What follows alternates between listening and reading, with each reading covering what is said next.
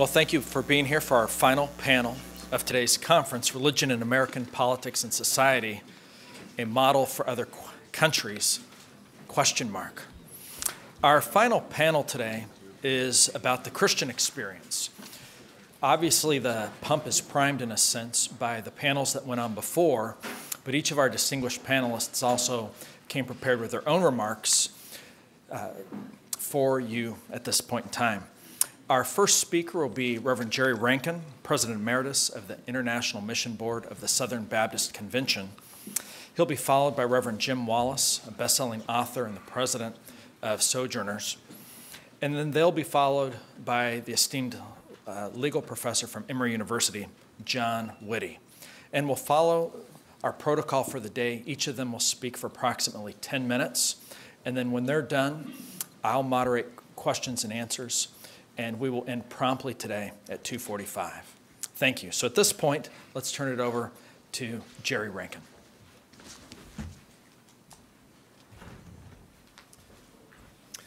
Thank you, Eric. It is a privilege to be here, though I've just been kind of amazed all day at why I would be chosen among all of these distinguished scholars and leaders to represent this aspect of our panel. However, I think I do bring a unique perspective after 40 years with an organization that works in 194 countries around the world. 17 years ago, when I was asked to become president of our organization, after serving overseas and for 23 years, I don't know which was the greatest challenge, leading a global organization for which I felt very ill-equipped to administer in my lack of experience, or simply returning to America again after 23 years of immersion in overseas cultures. What had happened to our country? One that I felt was a model for democracy in which religious views and practices were respected and protected was a matter of pride. We had a valued heritage that in earlier generations of immigrants and settlers who came to the New World seeking religious freedom, freedom from government restraints and control, a foundational principle of our country and society. Yet I found a strange tension had emerged between religion and public life in recent years. The appropriate separation of church and state as guarded by our Constitution had created a paranoia toward religious influence, resulting in extreme secularization of government and public policy. To even suggest in the question for our discussion today that it might be inappropriate for religious views to inform public policy indicates a tragically narrow view of religion and implies a structure of governing society devoid of moral moorings. Our government is very careful to ensure freedom of its people to practice a broad diversity of religious expression. Places of worship, practice of religious ritual and liturgies are given absolute freedom. But this fails to take into consideration that religion represents not simply a periodic expression of personal and corporate worship of one's faith convictions, but it shaped matters of conscience related to all of life.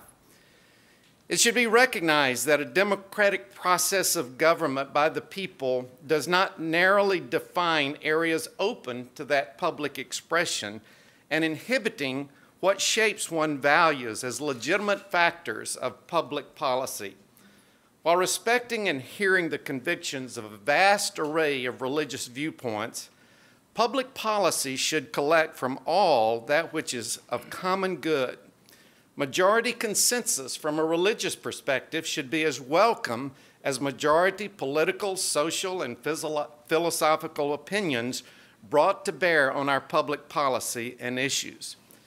Informed opinions on basic religious convictions do not violate the Establishment Clause of the First Amendment, but prohibition on hearing religious views does begin to violate the forbidden government interference in religious practice that includes believing and expressing matters of conscience.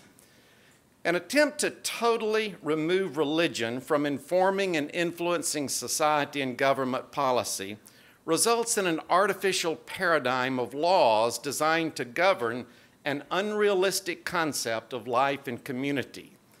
This imbalance of radical secularization is reflected in the often seen legal judgments of policy being shaped by, for example, a single atheist offended by a practice supported by an overwhelming Christian majority, or even questioning whether it's appropriate for people of religious faith to be engaged in political leadership in the judiciary. It's irrational for our government to conclude it is inappropriate to protect the rights of any particular religious adherent if it is inconsistent with the conviction common to all. In denying religious influence in forming public policy, we have embraced a humanistic course, removed our moral moorings, denied our religious heritage, decimated public policy of the core values that ensure well-being and prosperity in our society. But I would also like to speak to the concept of whether or not what has become of our practice of religious freedom is an appropriate model for other countries. While we take pride in our model of democracy in which religious views and practices are respected and protected, this valued heritage, it would be, on the surface, we would assume that it would be well for other countries to emulate that pattern of democracy and freedom in allowing diverse religions to practice their faith individually and corporately without fear and under full protection of the law. But in most nations around the world, religious traditions and belief are totally intertwined with culture. Religion determines values, behavior, social mores, relationships, authority structures, education, diet, attitudes regarding all aspects of life and death. It appears that our foreign policy fails to take this reality into adequate consideration, filtering cross-culturally challenges and negotiations with other countries through our template of the sacred and the secular. Certainly, we should be proactive in keeping issues of religious freedom on the tables of international relations and insisting on respect for this basic foundational right for all. But our own policies of protecting the freedom to worship according to one's conscience, while denying the right of religious expression in the marketplace and public policy, is a contradiction of the place of religion in most societies. Because most countries operate on a collective social system, while we tend to treat religion as that of an individual conviction. We also fail to recognize the diversity of religious groups. As many have implied in our panels already today, there really isn't a monolithic Islamic world. Much of the religious conflict is beyond simply the powers of political authorities and control for territories or ethnicity. We fail to recognize and be sensitive to the fact of the religious tensions that's driving most of the conflict and the oppression in our world today by treating it from an American secular religious model, as well as failing to realize that much of the practice of religion and convictions of those around the world do not necessarily adhere to our understanding of the philosophies and tenets of world religions, but are in fact a practice of folk religion that is thoroughly ingrained in their culture and beliefs, and even recently adopted and imposed legal standards and laws do not supersede that which is firmly ingrained by generations of cultural religious beliefs. Therefore, I think that a deficiency in the secularization of our own American expression of religion and public policy probably is reflected as well in a deficiency in dealing with this subject in other countries and in foreign policy as well.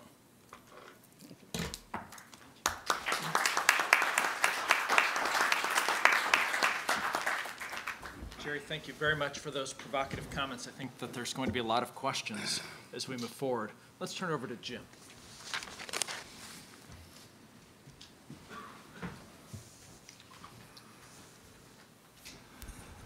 Good afternoon. Were you awake after lunch?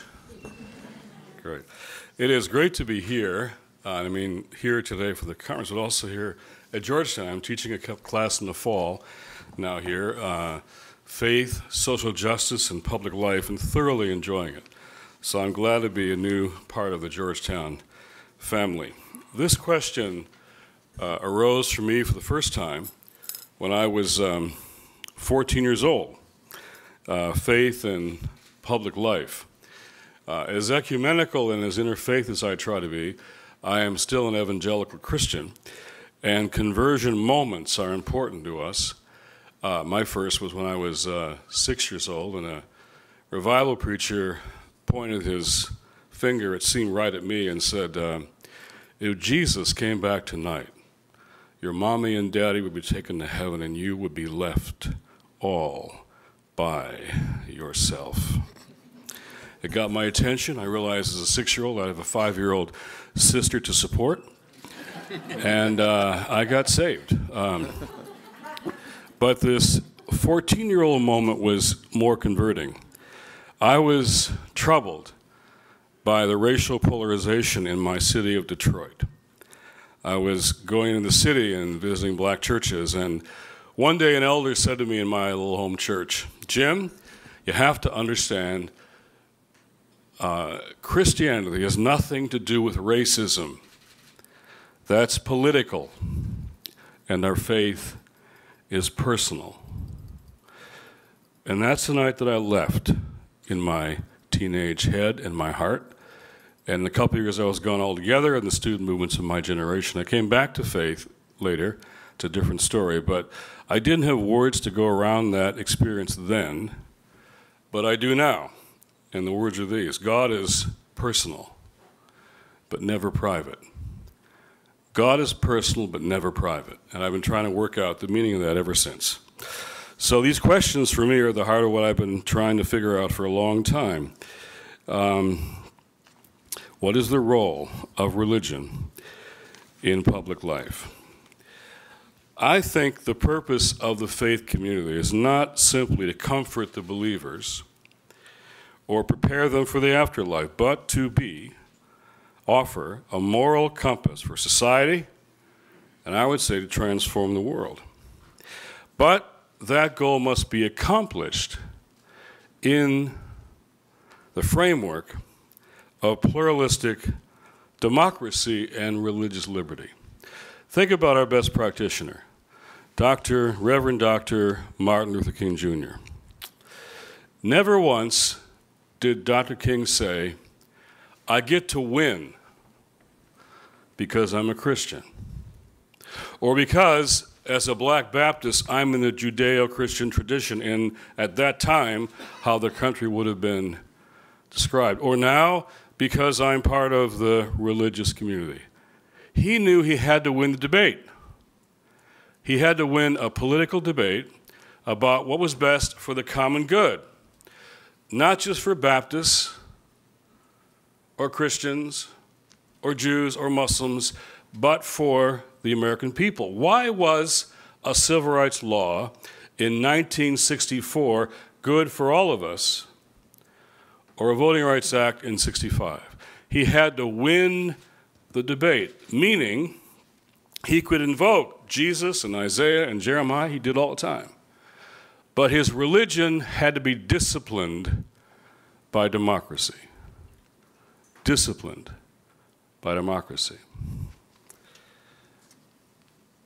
Yesterday, we put out an ad in Politico, not just because we knew the conference was coming, but it does fit, page 5, signed by 28 leaders of denominations and faith organizations. It says, what would Jesus cut?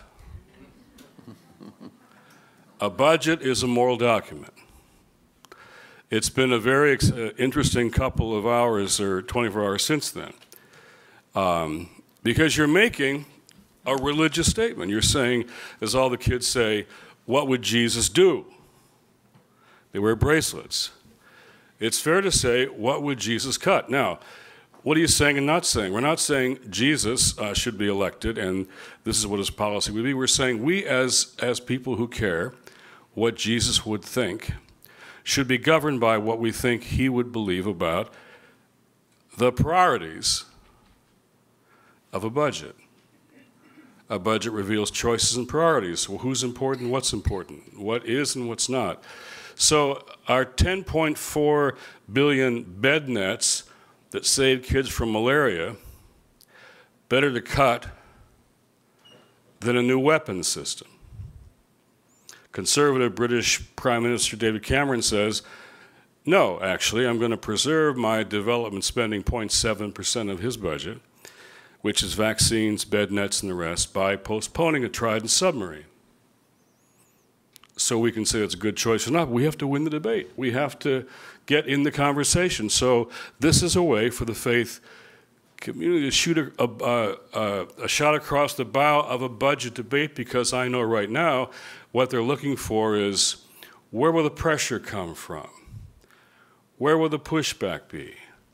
And whatever isn't defended, that's what we'll get away with cutting. That's how it works. So this is saying, if you're going to cut child health and family nutrition and education in low-income communities, you're picking a fight with the faith community. We don't get to win because we're people of faith, but we will fight because we are people of faith. So this conversation is relevant all the time. It comes up every single day. Balancing the protection of individual conscience and the greater common good is always a difficult question. We have the right, I believe, in the faith community, to protect our identity. Otherwise, we can't be who we are. But not to discriminate against those who, for example, we provide services for.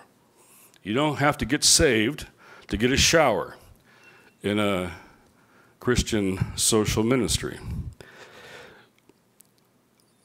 The Declaration, Universal Declaration of Human Rights in 1948 said, everyone has the right to freedom of thought, conscience, and religion. The right includes the freedom to change his religion or belief, and freedom, either alone or in community, with others and in public or private, to manifest his religion or belief in teaching, practice, worship, and observance. So on the question of how do we export this, or is it relevant, I would say this is a good principle, 1948, still relevant now. U.S. foreign policy should vigorously promote religious freedom and freedom from persecution and human rights as part of our foreign policy. How does this manifest itself? We should challenge foreign policy decisions that violate human rights or religious liberty by choosing narrow national or economic interests instead, like Egypt. So here are young people rising up, and they, as far as we can tell, are secular and moderately religious, Christian and Muslim. Faisal Roof talked about the Coptic cross and the Quran being held up by the same kid. They made democracy an issue in Egypt, not the U.S. government. We hadn't really been paying attention for a long time. We had preferred stability over democracy for a long time. President Obama, though an old friend of mine, would not have been talking about democracy in Egypt or the Middle East had not a new generation made him do that. So they rejected both autocracy and theocracy in the same breath at the same time. And I predict that the new constitution, the new framework, the new freedom in Egypt will include both a commitment to religious liberty and human rights. I suspect that. So I conclude by saying, what is the role of religion in politics? I think it is always a prophetic one. Now, that doesn't mean to have control. Religion, to be prophetic, must never seek or gain political control. But it also can't function if it withdraws, as my little church wanted to do. There were two kinds of prophets in the Bible: those who were in the court of the king, who told the king what the king wanted to hear. They were the professional court prophets. The prophets of Yahweh were generally outside the court, in the wilderness, speaking truth to power. I think politics needs the prophetic corrective that religion provides, but it's always complicated. That's why I'm glad Jonas is having this conversation. And when I was speaking someplace recently, a cab driver asked me, as I was going to the place, what are you going to talk about? What do you talk about? I said, well, I try to raise moral issues in politics and to tell the truth about public life. His comment was, good luck.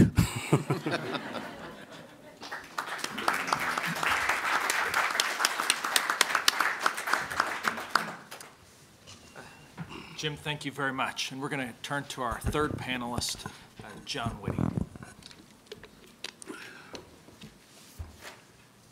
Well, thank you so much, and warm thanks to Tom Farr and to Tom Banshoff for organizing this conference and for hosting such a wonderful series of public deliberations about the fundamentals of religion, peace, and world affairs. The work that they're doing here is truly stunning, and it's wonderful to be a small part of it.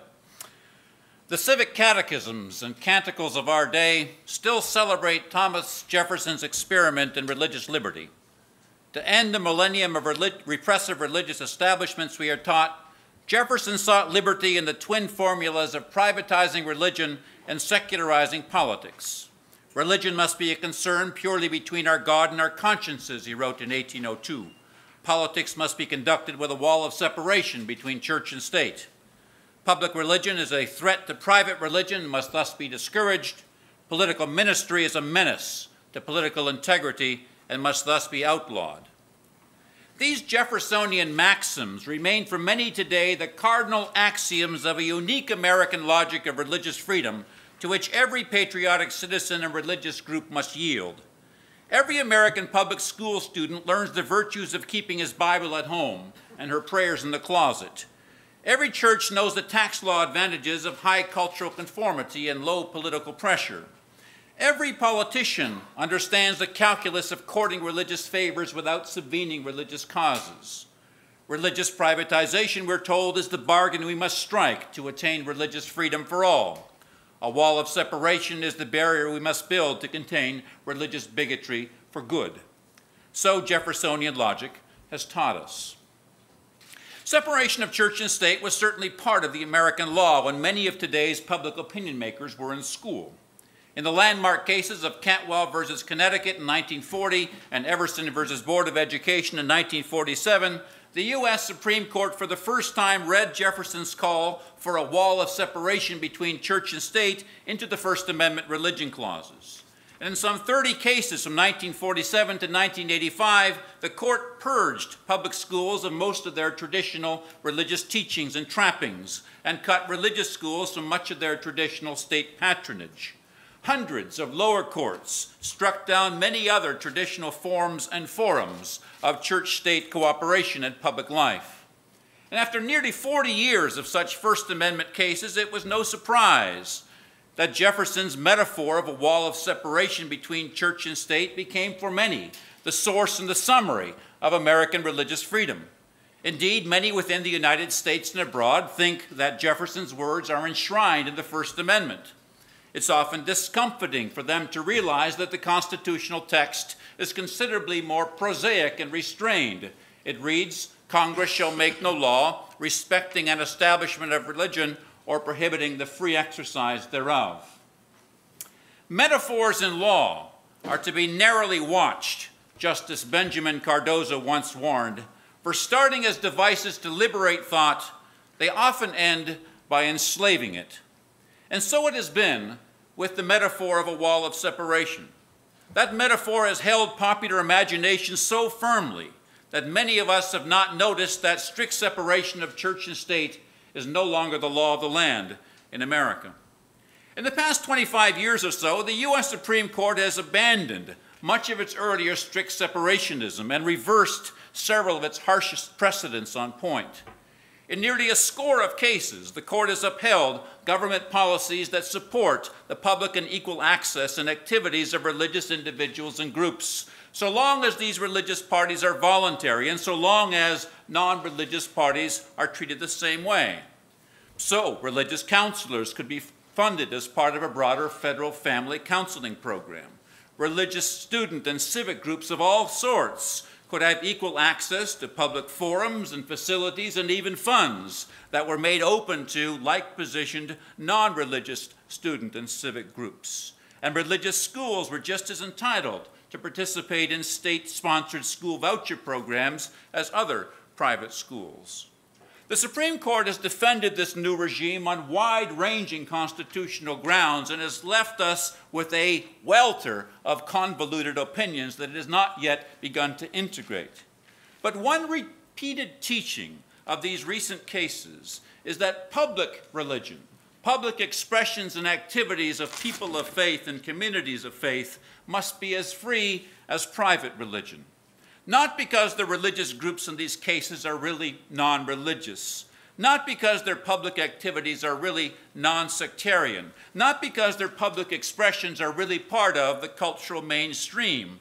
To the contrary, they deserve to be free just because they are religious, just because they engage in sectarian practices, just because they take their stands above, beyond, and against the mainstream.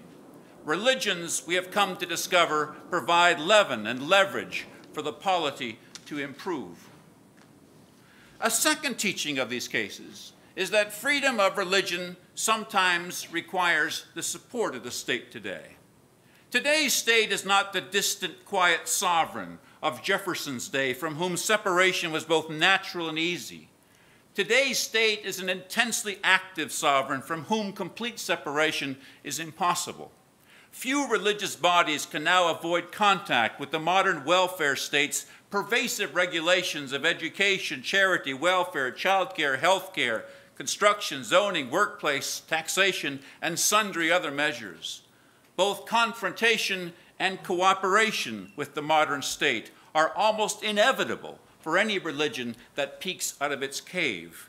And some measures of accommodation of core religious beliefs and practices are inevitable for any state entity that becomes politically active. When a state's regulation imposes too heavy a burden on a particular religion, the Free Exercise Clause provides a pathway to relief. When a state's appropriation imparts too generous a benefit to a particular religion, the Establishment Clause provides a pathway to dissent. But when a government scheme provides religious groups and activities with the same benefits afforded to all other eligible recipients, constitutional objections today are rarely availing. And in those rare cases where the court does object, Congress usually stands in with a statutory fix. A third teaching of these cases is that freedom of public religion is no longer tantamount to the establishment of a common or a civil religion. Government support of a common or civil religion might have been defensible in earlier centuries of religious homogeneity in America. It is no longer defensible in modern times of religious pluralism, with some 1,500 recognized religions in America today. Today, our public religion must be a collection of particular religions, not a combination of religious particulars. It must be a process of open religious discourse, not a product of ecumenical distillation. All religious voices, visions, and values must be heard and deliberated in public life. All peaceable public religious services and activities must be given a chance to come forth and compete.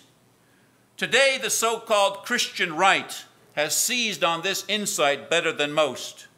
Its recent rise to prominence in the public square and in the political process should not be met with glib talk of censorship or reflexive incantation of Jefferson's mythical wall of separation. The rise of the Christian right should be met with the equally strong rise of the Christian left, of the Christian middle, and of sundry Jewish, Muslim, Hindu, Buddhist, and other groups who test and contest its premises, prescriptions, and policies. That ultimately is how a healthy democracy can work. The real challenge of the Christian right is not to the integrity of American politics, but to the apathy of American religions. It is a challenge for people of all faiths, of no faith, and of anti-faith to take their seats at the table of public deliberation. No one seated at that table of public deliberation today, unlike a generation ago, needs to hide their Bibles and Qurans and prayer books. No one needs to remove their yarmulkes, their headscarves, their crucifixes. No one needs to cover their deep convictions under a patina of purported neutrality. We're slowly overcoming our allergy to public expressions and arguments of religion. We're slowly coming to realize that every serious position on the fundamentals of public life and faith and law rests on a set of founding metaphors and starting beliefs that have comparable faith-like qualities. Today, easy claims of neutrality and objectivity in public argument face very strong epistemological headwinds. But welcoming serious public deliberation by people of faith imposes its own strong demands. First, it demands that people of faith take the time to develop clear conceptual bilingualism, the development of a public language that casts deeply held convictions into terms that others with deep faith assumptions and experience can understand and accept, even for their own reasons. Second, it demands deep and sincere empathy, learning to appreciate the deep convictions and cardinal practices of the other, even if only by distant analogy, but certainly an expression of the universal golden rule. Third, it demands long and respectful patience, spending the time to listen and to deliberate every serious position before rushing to cultural or political judgment.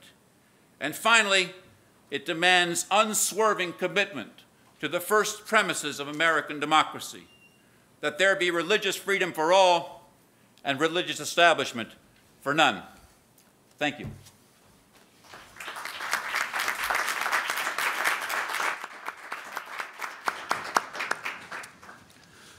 John, thank you for that powerful presentation. And I think that we're going to go straight into the question and answer, although I have 3 or 4 questions for each of you. But we have some assistants with microphones. And what I'd ask is that following our practice of the day, that you would raise your hand, I'll call on you, and would you identify yourself and your affiliation, and then give the speakers a brief question so that we have enough time for many people to participate in this last part of the day. So, who has a question for this panel?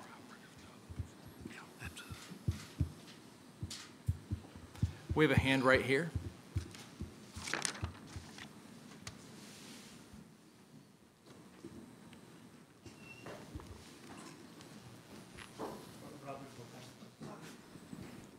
Robert Bogdanfi, International Center for Religion and Diplomacy. Thank you so much for those presentations. My question is more of, it's somewhat related, and it's more of a cooperation between all the religious groups and government.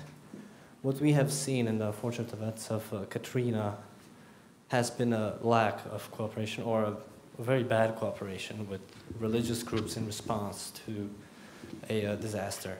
Do you think that we have learned something from that and that there's better cooperation now? Or what can we do to have better cooperation between government and religious organizations in response to a massive disaster of the proportions that we've seen in Katrina? Mm-hmm. Thank you. Thank you. Gentlemen? Jim? Transparency would suggest that I start by saying I was a part of the President's Council on Faith-Based and Neighborhood Partnerships for his first year, looking at questions like that. And we did a report that I think is actually pretty good about how practically we can improve the collaboration processes of partnership between government and faith-based organizations. Sometimes it's just lack of understanding about what happens on the ground that government often doesn't know. Sometimes there are biases that are implicit or explicit. But I think we've made progress. I think in the last 3 administrations, there has been a real effort in a bipartisan way to utilize the resources of the faith community in not only disaster relief and providing services day to day, but also even in shaping policy. I mean, you think about it, who knows the kids and the families on the poorest streets of America better?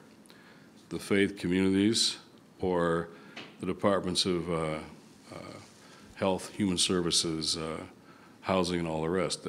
To me, it's a pretty clear answer. And even globally, Catholic Relief Services, World Vision, all the missionary operations, who knows what's going on the ground level better? Or is the state, defense, CIA? I say no. So I've been arguing for a two-way street conversation here with the Obama administration that I think is more than just provide these services, but also how to shape social policy in better ways. Katrina, for example, you mentioned that what should have been a nation-changing moment, it wasn't. The faith community was there, timely, on the job. In fact, still, one church I know in Ohio sent 47 teams in the first 2 years. And yet churches can't rebuild levees. They can't provide health insurance for millions of people. So we need partnership, and there are political, ideological, and practical and logistical barriers to that all the time. How to make that better, I think, is a valid and legitimate nonpartisan endeavor. I think the question has raised a very strong and evident indictment, the Christian community or faith-based communities as well. I think it's relatively easy. Well, maybe that's an overstatement. No, it's not relatively easy, but for the government to work through government agencies, state governments, local governments, the way it's structured, whereas there's such a broad diversity of independent religious organizations and efforts, it'd be a lot easier for the government to relate in a cooperative way that would have a synergy of effectiveness if Christian agencies and religious agencies could find ways to cooperate and work together and coordinate that. Then it would be much easier for the government to supplement and support those efforts cooperatively. I would say one of the happy byproducts of this gradual relaxation of strict separation of church and state logic of the last 20 years, to which I alluded, is indeed what we're seeing now in a bipartisan way in the rise of faith-based initiatives, beginning with the Welfare Reform Act, its many amendments, and then various executive orders and state legislative echoes of faith-based initiative programs, where they do exactly try to create mechanisms for greater cooperation between various federal, state, and local agencies and a variety of communities of faith, whether in worship centers or in parachurch or para-religious organizations, all of whom historically were foreclosed from any cooperation because of an abstemious separation doctrine, now many of whom can cooperate in ways that we're still discovering. The rub where most of the public conversation has been is the conditions on which government can impose on religious organizations certain kinds of restraints when they're spending the taxpayers' money. And that's unfortunately captured a disproportionate amount of the public conversation. And the question then becomes, may religious organizations still engage in religious discrimination, in their hiring decisions, in their staffing decisions, and even in the clientele that they reach? While that's an important question, it's a small corner of the much bigger religion-state cooperation that happily is emerging in the delivery of charity. And it may well be in due course that we come to a rapprochement on these questions in charity and delivery of services, both on a day-to-day basis and on a force majeure basis, that begins to approximate what we have in the education area. The cooperation between religious communities and state communities in the delivery of another vital right, which is the right of a child to be educated. After 75 years of wrangling, we finally figured out how to work out this public-private cooperation with certain set conditions of accreditation, but with a variety of ways of allowing cooperation with the religious community's unique positions, beliefs, practices, constituencies. And I think over time, as we continue this experiment on the charity side, we may eventually reach the same kind of rapprochement. But it takes people of good faith. It takes the remarkable bipartisan spirit that's attended these issues over the last 20 years. It takes leaders like Jim Wallis and others from faith communities who are willing to engage across the aisle, both politically and across the street religiously, so that we can begin to look at this as a wonderful opportunity for us to serve our neighbor and to love our neighbor in a deliberate and serious way. Thank you. There is a hand right here in the fourth row. Mikhail Bell, the Institute on Religion and Democracy. This question is for Jim Wallis. Just in the line of the thought presented by our keynote speaker, we as Christians value life, and I do subscribe to some of your emails from Sojourners, and I noticed a few weeks ago the emails promoting actually the right to abortion. And so I was wondering, as a Christian and as an activist, how do you square this seeming dissonance? Not our emails. Not whose you're reading, not our emails. We have a consistent stance, pro-life, consistent ethical life, right in the heart of Catholic social teaching, so those weren't our emails. Okay, maybe you can confer on the back end about those emails. How about right here, please? Good afternoon. My name is Meher Qayyum. I'm a Georgetown alum. Thank you for your comments. My question is to each of the panelists. I'm originally from Chicago, where one of the current contemporary American challenges is for us to have our places of worship, like mosques, be built in light of the Part 51 controversy. And because this panel is about models and experiences, I was wondering if I may so humbly ask each of you, in a tweet, or 140 characters, if you will, what recommendations would you give to another minority community in the U.S. that can build on the Christian experience of getting or engaging as faith partners in overcoming this challenge? What can we do? For example, our mosque has tried to be a part of library associations and help with displays of Islamic art and culture, and we've also started a tutoring program for public schools in our area to show that we do care about our neighbors and we want to be involved in secular endeavors. But based on those two small examples, I'm sure there's a lot more in the Christian experience that we can learn from, and if you wouldn't mind sharing, I'd appreciate it. Well, I'd like to say I appreciate that question, and one of the main points of my presentation is, while we have religious freedom, our government guarantees religious freedom, places of worship, wide spectrum of faith convictions, but there are areas that are beginning to be inhibited in terms of public expression, influence government policy, in other ways. I think Christians earn the right to be heard in the public sphere, in politics and society, only as they demonstrate that freedom and right in an atmosphere and context of tolerance and respect for others. In fact, I would readily say your strongest advocates for what you're seeking in Chicago should be the Christian community who have benefited from that same freedom here in America. The tweet is that the media is driven by a conflict narrative, and they need more stories where cooperation has replaced conflict. I'll tell you one quick story. After 12 hours after coming home from vacation this summer, I was in the Fox studios, and every night on cable TV trying to say Faisal Rouab isn't a terrorist, and let's not burn Korans in Florida. It was a wonderful week, And finally, CNN Sunday morning did a positive story. They're happening all over the country. Heart Song Church, Kansas City, a year ago, heard that the Memphis Islamic Cultural Center was coming to their neighborhood. They put this sign out: Heart Song Church welcomes Memphis Muslim. And the Muslims were just blown away. They came a couple of days later and said, we're hoping to be ignored, and you welcomed us. Why? Well, the pastor said, we love Jesus, and he says we should love our neighbors and welcome to the neighborhood. You're our new neighbors. So the barbecue is beginning to include halal meat.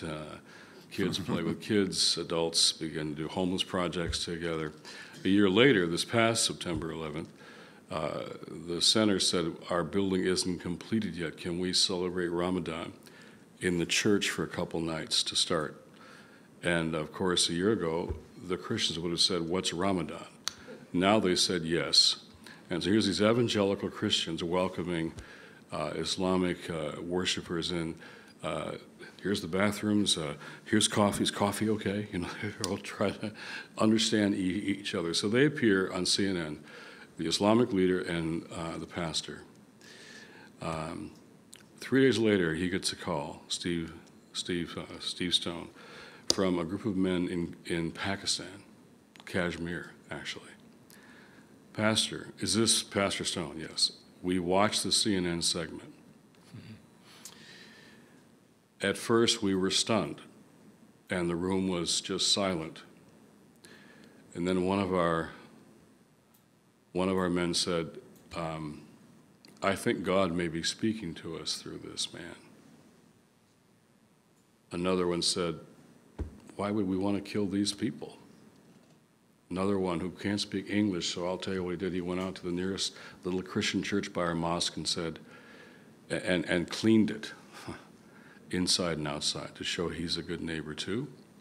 It's now 1:30 a.m. our time. We're calling you to tell your congregation that we don't hate you, we love you, and for the rest of our lives, because of what you did, we're going to look after that little church near our mosque. I think those stories are happening all the time, and a conflict-driven media doesn't like those stories. And so as we approach the 10th anniversary of 9/11, we've got to get those stories into the public narrative. We are far better off in interfaith relations, far better off since 9/11. And that story has yet to be told. Amen to both of my co-panelists. My tweet is keep fighting. Lots of exclamation marks until you get to the 40 characters. Mahatma Gandhi once said, a nation's devotion to religious freedom is measured by how it treats its most vilified minorities. And I think it's a wonderful lesson that the American experiment has always had to learn from. If you look at American history, every 40 or 50 years there's a new villain. At the founding period, it was enslaved African Americans and it was Native Americans. You move forward a bit in time, it becomes Catholics. A little further in time, it becomes Mormons. Turn of the 20th century, it's all the immigrants, especially Jews and Orthodox and unusual folk of that sort. Then it's the Jehovah's Witnesses and the Seventh-day Adventists. Then it becomes the Scientologists and the Wiccans and exotic groups of that sort. And now in the post-9/11, Fort Hood 7/7 era, it's become Muslims. And it's the resilience of each of those minority communities to continue to fight, to continue to hold America to its very own principles, to insist through respectful means that this form of discrimination, deprivation, both officially and by the populace, is unacceptable, that we will continue to stand by the principles that the nation stands by and continue to insist on our rights is the best way to go. Over time, through these stories, through these narratives, through learning by example, we'll slowly overcome this. And last, it's going to be only when we find a new enemy against which to train our hatred. But if Muslims can hang in there for a generation or two, if Muslims can take a lesson from the stories of horrible bigotry and hatred and sometimes homicide and rape that Protestants visited on Catholics in the 19th century, If Muslims can take a story from the resilience of the Jehovah's Witnesses, who for 50 years have been litigating serious cases of religious freedom and bringing religious freedom not just to themselves but to all people around the world, who are taking that lesson now and using it in Eastern Europe and the former Soviet bloc, in parts of Asia and parts of Latin America where religious communities are finding themselves entrammelled, that, I think, is the recipe. And the Muslim community has an enormously powerful set of resources internally in all of its diversity in the diaspora and in various centers of majority Muslim communities around the world. It has an extraordinary riches in the Quran, the Hadith, that the human rights instruments provide a mirror in which to see.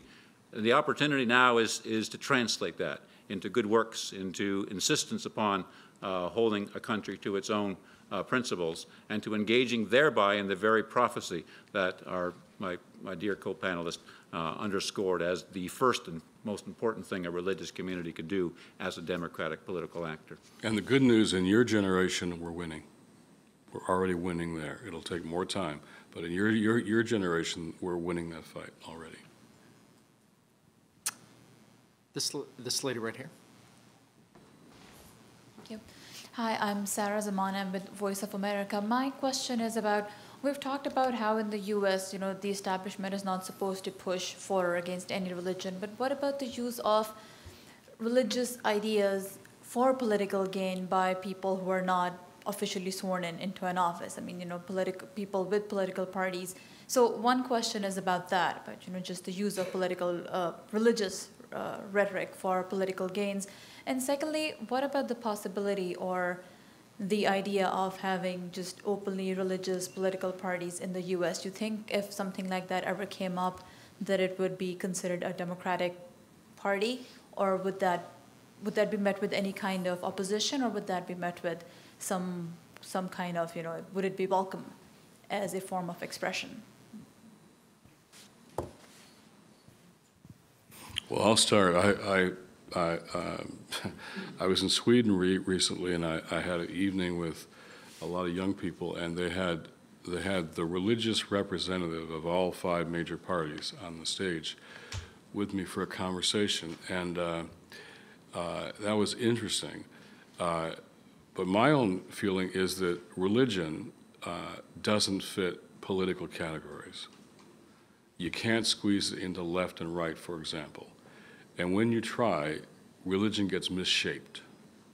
And so I'd rather not see religion trying to shape itself into the political disciplines that parties have to do to win power, gain control, win elections. As I said in my talk, I think the power of religion in public life is its prophetic vocation. Holding this ad that we've just done, we're going to meet with leadership on both sides of the aisle.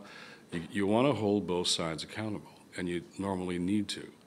So I think that prophetic character of religion doesn't lend itself well to party discipline. So both parties in this country will try and use religion in every election. The Republicans did it for years. As E.J. Dionne said, the Democrats discovered God in the exit polls of 2004, and then they began to do it too. And so our role is to resist being politicized in that kind of way, but maintain the prophetic integrity of our traditions to hold all sides accountable. That's, I think, our best role. If I understand your questions, I would just simply say I think that scenario is inappropriate, unnecessary, and where I've seen political parties in countries overseas, it's just a thin veneer for political authority and power and has little connection with their religious convictions.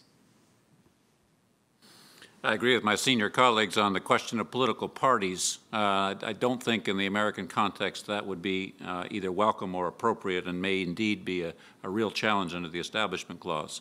I think what is the first part of your question, namely whether religious voices, overt religious voices, are welcome in public and political deliberation, I think the answer to that is yes. The question is how far they're going to get with merely religious voices how far they're going to get merely using religious arguments rather than arguments that appeal to the common good, to arguments of natural justice or human rights or natural law. I think eventually, given religious pluralism, it's going to be very, very difficult to win on a purely religious argument for something, a given important religious policy. And I think that was one of the geniuses of the American founders, who looked at religious pluralism as a good rather than an evil. Factions are good. They're ways of checking and balancing and providing a censor over the other and forcing the other to articulate his or her or their views in terms that can be understood not on the same religious conviction that their co-religionists have, but on convictions by those that have very, very different premises, that have very, very different convictions that undergird them. Thanks. Abby, this gentleman right here in the striped tie, and then we're going to go to the lady in the red. Thanks. Hi, I'm Stan Watson. I'm adjunct professor of political science with Liberty University. My question is about, you guys have done a great job of talking about the sort of the difficulties we've had in this country working out our particular model of separation of church and state. But it seems to me the question here is how, if we think it's a good model, even if we have difficulty sometimes working it out, how do we then, if we want to, promote it around the world, if we think it's a good model? And I'm particularly thinking how each panelist would feel about issues like the defamation of religion issue that's currently in the UN. The Islamic countries are pushing for a UN resolution that would call for criminalization of the defamation of religion. And we know that in some cases, laws like that are used to persecute religious minorities. So that issue, and then also even more immediate issues such as, we're working very closely now with the government of Afghanistan, and just recently we've had a man, as I understand, named Saeed Musa, thrown in prison for converting to Christianity from Islam. How does the United States, in working with the Afghan government, deal with that issue? So I'll start on this one. I think exporting the American system as a whole is very dangerous, and importing it as a whole is very dangerous. Constitutional systems emerge very gradually, sometimes by trial and error, out of the soil and out of the soul and experience of a people. And it's very, very difficult to take a completed constitutional system and try to export that to another country, and very dangerous, in my view, for another country to simply accept what has been fashioned elsewhere and to put it in place without preparing a human rights or a democratic culture to receive it. And the good examples of that are, look what happened in post-Glasnost Russia, or look what happened in Iraq, look what happened in post-World War II contexts, where we try to simply export constitutional systems, foist those, sometimes encourage those in a local community. It's very, very difficult to do that. So I think the American system, qua American system, is very difficult to export. What the American system is, though, is an instantiation of a set of universal goods that are endemic to human beings, namely an expression of human rights, an expression of human dignity and its institutional expression in a variety of different ways. And the basic four freedoms that Roosevelt would articulate, some of the basic Universal Declaration of Human Rights provisions that we have in place, have an American resonance, have an American implementation, but they have a universal quality to them. So I would encourage us to think about not exporting the American First Amendment, but promoting and continuing to promote the universal human rights and freedoms that we have in place in instruments that the world has recognized to be theirs, even if there are margins of understanding and appreciation that have to be put in place. On the question of defamation of religion, I think the answer lies in those very international human rights instruments. Right. It's very, very difficult to justify defamation of religion criminalization in the face of Article 19, freedom of expression norms, in the face of non-discrimination norms in Article 26, and in the face of a variety of provisions in the 1981 Declaration on Religious Tolerance, the Vienna Concluding Document, the 1992 minorities declaration and the like. It's very, very difficult to make a case to say on international human rights, religious freedom terms, defamation of religion should be allowed to be criminalized in the local community. The harder question is what happens in the inner workings of a ally whose actions run afoul of our understanding of what the international human rights norms mean, or let alone our own constitutional system at home. And the issue of conversion out of Islam into another form of faith is one of those real rub points. And on that issue, I think the answer is serious diplomatic pressure, mobilization of shame through media, exposure of a number of different teachings in the history of Islam that allow for conversion out, encouragement of a new understanding of what religious freedom means, both to maintain, to change, to alter, to reject religion, but not to insist upon that as a make or break deal in the formulation of our international relations. That's a difficult one. But it's the issue of conversion, proselytism. On that one, we don't have as clean a line in the international instruments. There's a lot of fuzziness as you move from the 1948 Declaration, which says clearly a right to change religion, and the 1966 Covenants say a religion of one's choice, repeated in the 1981 Declaration, and then silence in the subsequent instruments.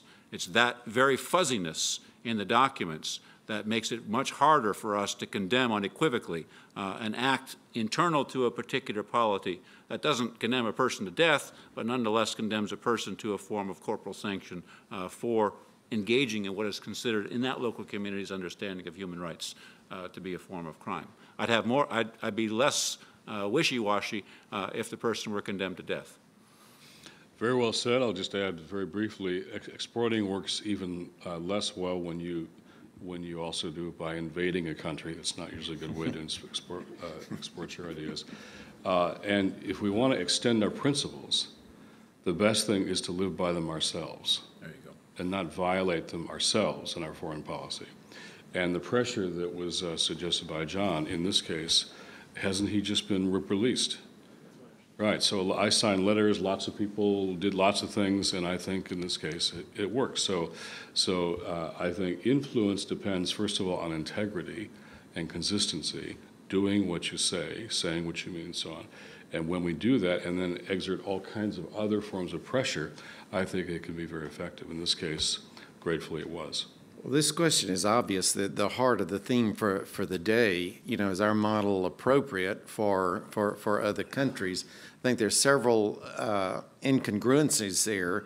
One is our failure to recognize how religion is so intertwined with life and society and politics and power structures in other countries that's foreign to us, but also in our postmodern secularization, how, yes, we guard and value and protect and cherish freedom of religion, but it's kind of peripheral to the rest of life, of politics and public sphere.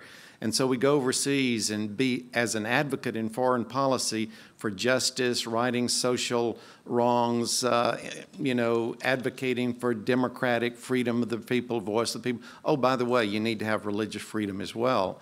We don't carry a lot of power and influence by our own example in where we place it in that priority. Right back here. You're next, sir, but right here, ma'am. Hi, I'm Peggy Kay, a recent PhD in theology, ethics, and the human sciences from Chicago Theological Seminary, new to Washington. Reverend Rankin touched on denominational cooperation, and Professor Witte, you also mentioned some examples of denominational incidents. And my question is, since we're talking about Christianity, those of us in interreligious endeavors sometimes find that it's easier for us to be in relation with someone of an entirely different religion than to be in positive regarding relationships with someone in another denomination within Christianity. I teach a course in world religions at the National Cathedral, and the students have no trouble understanding basic tenets, having compassion, and having large-hearted and spirited Christian view of being in relationship with folks in other religions. But the question that's always left at the end of the course, after studying religions, atheism, agnosticism, animism, et cetera, and thinking that all the bases were covered, the questions they were left with is, we would like to have a class on Christian denominations. And since we're in Christianity, I was wondering if you might have thoughts on that. I think it'd be a very valuable class. I'd like to sit in on it.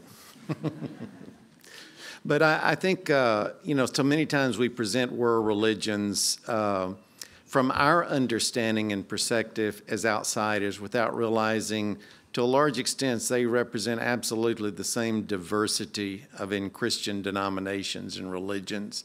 And sometimes, you know, that antagonism and differences is even more severe than you find it in just lack of cooperation among Christian denominations.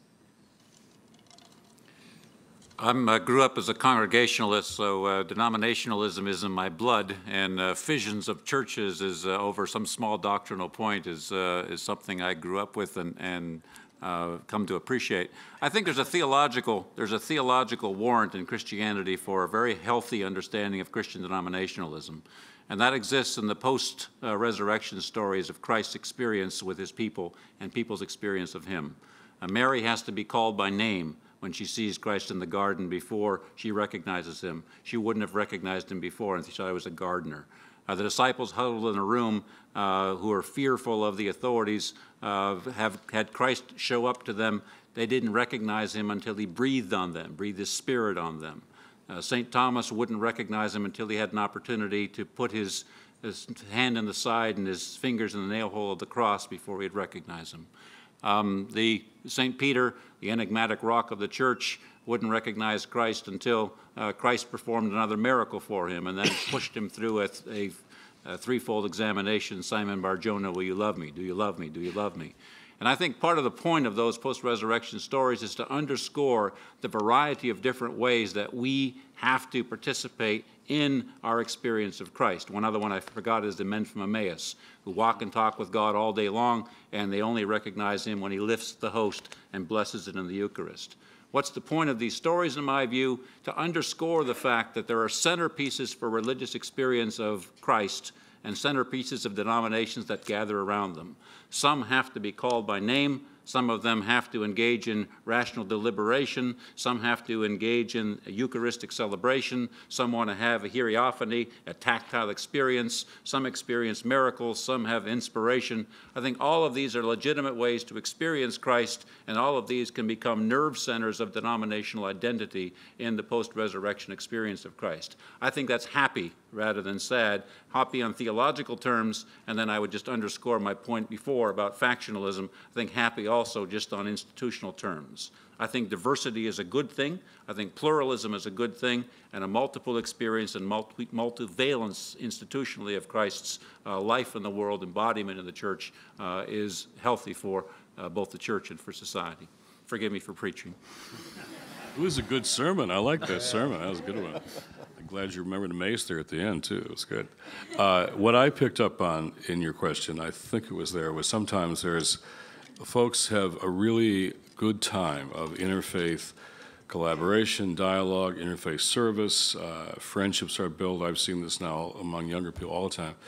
But then an embarrassment about parts of their own tradition that seem so contrary to their own values, and that creates a real crisis of faith or identity. Tell you a quick story. This happened for a lot of evangelicals last 9/11, when it was revealed that an evangelical pastor in Florida was going to make a bonfire of Korans. Now, I called all my evangelical friends in Florida. None of them knew who this guy was. The National Association of Evangelicals couldn't find out who he was. He had a church of 30 people in dwindling, and no one knew who he was. So this guy, the more I learned about him, he could be described theologically in my tradition by the word wingnut. And yet the whole world's hearing this is an evangelical Christian. When I was speaking in New Zealand months later, Terry Jones is famous in New Zealand as an evangelical Christian. So then September 10th came, and Faisal, who was up here this afternoon, and Daisy called me and said, now he's coming to New York. He wants to confront us. He wants to make a deal. You don't build that mosque and will not burn the Korans. How's that for moral equivalence? You got Faisal Ruaf, who you heard today is an amazing leader and theologian, with this wingnut from my tradition. And they were, the camera's going to follow this guy. What should they do? So we said, get out of town. Let us deal with him, because we were evangelical Christians too. And so indeed, the head of the World Evangelical Fellowship, Jeff Tunnicliffe, happened to call that day, an hour later, and said, I'm in Manhattan. I'm blocks away. I can help. I got this guy's cell phone. And we had a strategy where an evangelical group in New York had a conversation with this guy who got to New York ready to take on the world and was told by the New York police, you're a threat to the city and we can't protect your life. You better hide under the bed and go home after dark. And his response was kind of, uh-oh, Toto, we're not in Kansas anymore. He was freaked out and terrified. And so this evangelical group had a conversation with him, talked him down, got him to commit not to burn Korans, and quietly helped him go back to Florida without incident. Now, that was a good thing for evangelicals to do in that moment with that evangelical who was embarrassing the whole evangelical world, because I think we had some responsibility for him or toward him. And they ended up really being the only pastoral support he had in New York City. He was terrified. They didn't agree with him, but they helped him work it through and go home.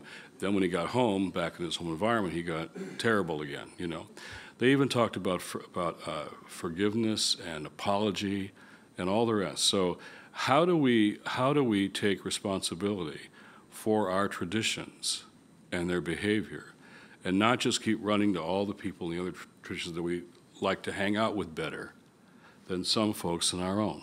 So part of the interfaith dialogue is each of us taking responsibility for those aspects of our traditions that really are distorting the meaning of what we call faith. Sir, last question. I'm David Morrissey. I teach at the University of Maryland University College. And my question is for Jerry Rankin, and may seem like an examination, compare and contrast question. But I can't help asking you, after 40 years of working as a missionary to a minority group in an Islamic country, now we're looking at Islamic people being a minority group in this country. Can you give us any reflections that will help us understand this, this shift, either in dealing with the Muslim communities here or dealing with smaller Christian communities overseas in Muslim countries? Well, it's certainly a good question, and it's certainly changed the whole paradigm of my historical perspective 40 years ago, going to an Islamic country as a missionary, and now seeing the world has come to us.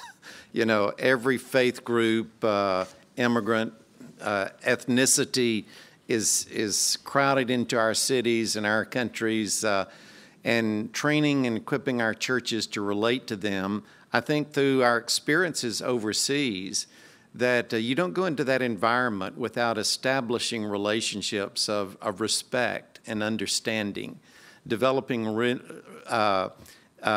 friendships, that give you credibility for sharing your faith, where those are interested in knowing why you're here, what are you representing, and an openness to it, which we basically define not as an overt, in-your-face confrontation, proselytizing, but an incarnational witness.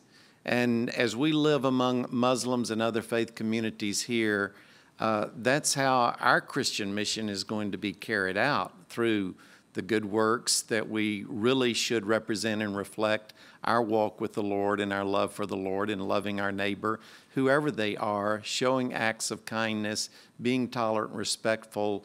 I think that's what's going to engender the relationship that allow people freedom to choose what they come under the conviction is the way of truth.